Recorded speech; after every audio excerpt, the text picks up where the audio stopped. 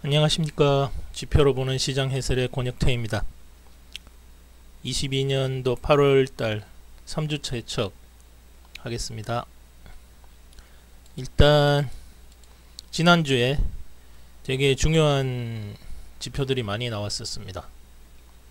첫 번째가 이렇게 보면 일단 새롭게 신규로 조사를 시작한 것 같은데 소비자 기대 인플레이션이 나왔습니다. 미시간주 쪽에서 하는 5년 인플레이션 예측하고는 또 다른 지표입니다.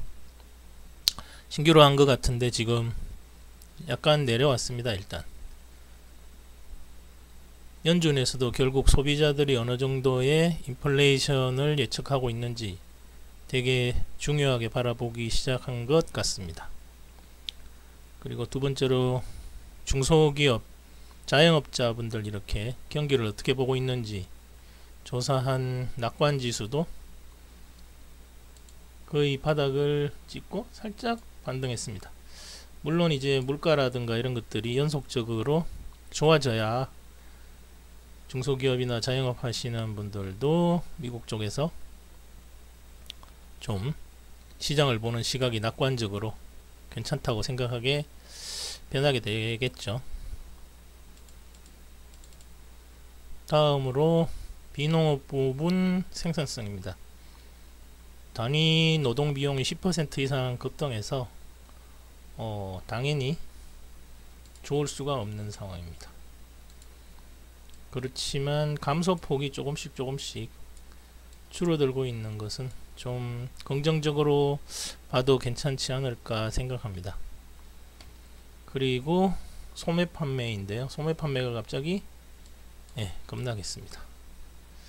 에너지 가격도 그렇고 다른 그런 물가 지표들이 많이 하락한 것도 있지만 갑작스럽게 소비가 좀 줄어든 이유가 있을 텐데 아직까지 찾진 못했습니다. 그렇지만 원래 이렇게 좀 내려갔어야 되는 게 정상이니까 크게 나쁘게 볼 필요는 없을 것 같습니다.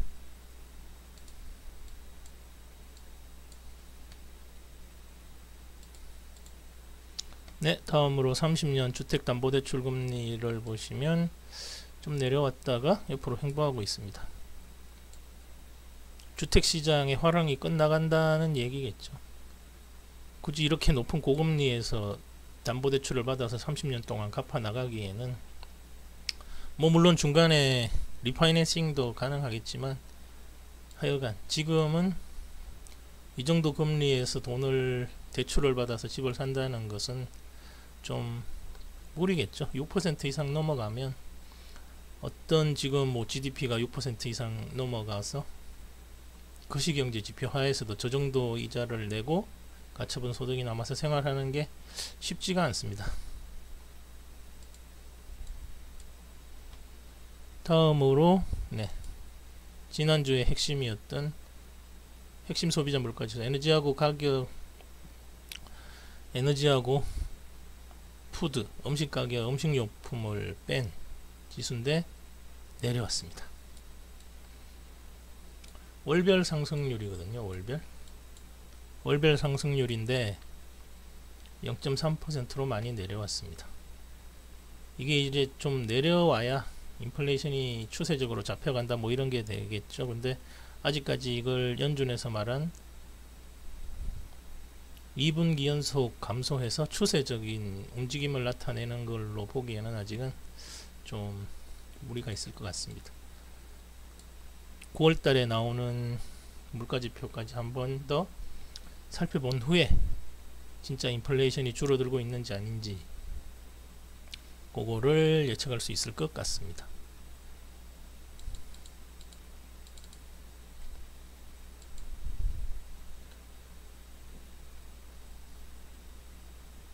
다음으로 연단위로 나타나는 소비자 물가지수입니다. 이거는 에너지하고 음식료품까지 다 포함된 지표입니다. 여기도 보시면 8.5%로 내려왔습니다. 에너지 가격 하락이 가장 큰 원인으로 지금 지표상으로 나타나고 있습니다. 물론 그럼에도 불구하고 거주 비용이 드는 월세와 식료품은 지속적으로 상승하고 있습니다. 유가가 내려온 게 가장 큰 이유입니다. 이 지표가 근데 이렇게 내려와서 에너지 가격이 옆으로 지금 횡보하고 있거든요. 조금씩 내려와서 그래서 좀 내려오다가 옆으로 횡보하는 형태로 나타나지 않을까 지금 예측이 됩니다. 그리고 다행히도 미국의 실질 소득은 거의 10개월 만에 증가했습니다. 실질 소득이 증가했다는 것은 인플레이션이 그만큼 좀 주춤했다는 얘기겠죠. 임금도 물론 오르기도 많이 올랐습니다만 어쨌거나 가계에는 도움이 되는 지표고요. 이게 결국 소매 판매로 이어지니까 소비로 이어지게 되겠죠. 결국 지난주는 지표들이 대개 다 긍정적이었다는 얘기가 되는 겁니다. 그리고 생산자 물가 지수도 많이 내렸습니다. 에너지와 음식료품까지 다 포함했은 지수가 이렇게 내려왔죠. 마이너스 0.5%까지. 월 단위 증가율이 이렇게 감소한 거는 되게 뭐 역시 이것도 에너지 가격이 하락이 원인이겠죠.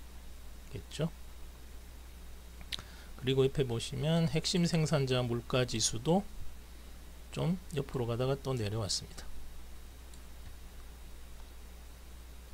전년 대비로 나타난 게 이제 막 4개월째 연속으로 하락하고 있으니까 물론 이게 소비자 물가 지수의 하락으로 이어는 질 텐데 문제는 이제 시간차겠죠. 이게 생산자 물가가 낮아지고 생산성이 높아지면서 공장 출하 가격이나 뭐 시장에서 나오는 상품들의 물가가 가격이 내려가는 거는 당연히 다 뭐 연쇄적으로 돌아가는 거니까요.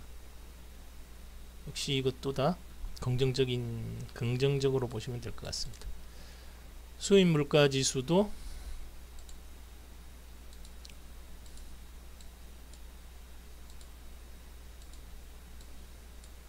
다 내려왔습니다. 그러니까 물가 지수가 수입 물가부터 해서 생산자 물가, 소비자 물가까지 다 꺾였습니다. 지금 보시면 수입 물가 지수가 꺾이면 당연히 생산자 물가도 좀 꺾일 거고요. 생산자 물가가 꺾이면 소비자 물가도 꺾이겠죠. 지금 그러면 미국이 연준이 금리를 올리면서 물가가 점점 더 이제 상승 압력이 주춤해졌다고 여기까지는 보셔도 될 것 같습니다. 그래서 네, 이번 주에 시장이 오른 것 제가 한 2-3주 전부터 지표를 보면서 변곡점이라고 말씀드렸는데 네, 거의 변곡점이 맞은 것 같습니다. 물론 이제 실업률은 완전 고용 형태 유지하고 있고요. 물가 지표가 가장 이상적으로 좋은 형태로 나오고 있습니다. 수입 물가와 생산자 물가에서 소비자 물가로 이어지는 연쇄적 가격 하락이 아마 나타나지 않을까 그렇게 예상됩니다. 그러면 이제 연준에서는 좀 소비자들의 기대 인플레이션도 꺾어 놓을 생각이겠죠. 그러면 말은 좀 강하게 나오겠지만 실제로 자이언트 스텝 그러니까 0.75%까지 올리지는 필요는 없지 않을까라고 생각하게 될 것 같습니다. 왜냐하면 이제 물가의 근본적인 것들이 대부분 다 연속적 하락이 발생해서 굳이 연준이 통화정책 그 표에서 예측했던 마니터리 폴리시 표에서 예측했던 3.6이나 5까지 이제 얼마 남지도 않았습니다. 올해까지 3번의 FOMC 회의가 있는데 0.25씩만 올려도 거의 목표치에 95% 이상 다가가게 되는 거죠. 그러니까 시장의 상황을 봐가면서 올리지 않을까. 연준 지난번 파월이 그렇게 얘기했죠. 시장의 지표를 봐가면서 이제 올리겠다. 저희보다 훨씬 더 많은 지표를 가지고 보고 있을 테니까 아마 이런 물가들이 연속적으로 하락하는 걸 보고 한 얘기가 아닐까 그런 생각이 듭니다. 그래서 이번 주도 역시 쭉 상승입니다. 그리고 주 후반에 조정이 올 수도 있을 것 같은데 큰 조정은 없을 것으로 예측됩니다. 네, 여기까지 하겠습니다. 감사합니다.